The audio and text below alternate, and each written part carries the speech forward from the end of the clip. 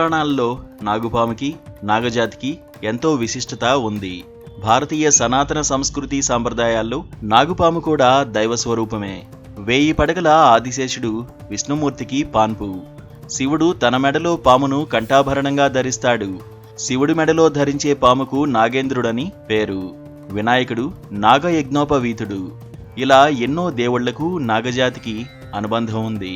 నాగుల చవితి రోజున హిందువులు పామును వెతుక్కుంటూ వెళ్లి పుట్టలో పాలు పోసి ఆ నాగేంద్రుడి ఆశీస్సులు తీసుకుంటారు. ఇటీవల వైజాగ్లో జరిగిన ఒక సంఘటన సోషల్ మీడియాలో తెగ వైరల్ అవుతోంది. ఒక నాగుపాము శివలింగాన్ని ఆలింగనం చేస్తూ ఉన్న వీడియో ప్రాచుర్యం పొందింది. ఇలా ఒక్కసారో లేదా 2 సార్లో జరగలేదు. హిందువుల పండుగల రోజున పర్వదినాల్లో ఈ సర్పం శివాలయానికి రావడం, శివలింగాన్ని చుట్టుకుంటూ పరమశివుడిని ప్రార్థించడం పరిపాటిగా మారింది.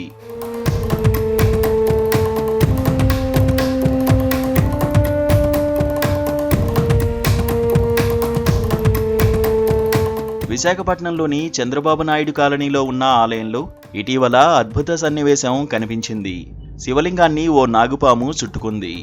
ఈ దృశ్యాలను చూసేందుకు చుట్టుపక్కల ప్రాంతాల నుంచి ప్రజలు తరలివచ్చారు. మాఘ పౌర్ణమి రోజున ఈ సంఘటన జరిగింది. అయితే ఇదంతా ఆ శివయ్య లేలే అంటున్నారు స్థానికులు.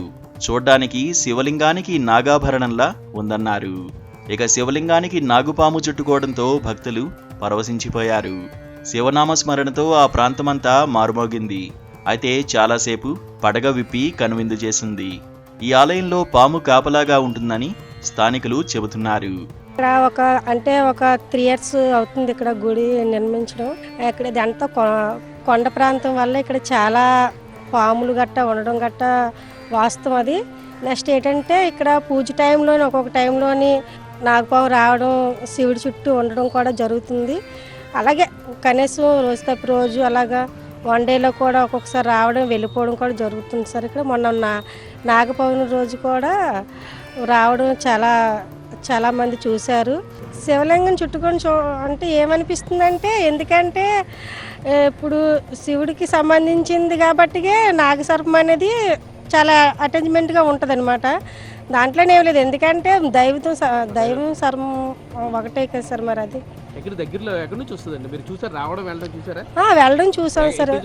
వస్తుంటా సార్, ఆ బ్యాక్ నుంచి అలా దిగడం, ఇలా సైలెంట్గా వచ్చేసి ఇలాగ వెళ్ళిపోవడం. తను అసలు ఏమి ఎవరిని అందు చేయదు, తన మటుకు తను వెళ్ళిపోతుంది అసలు.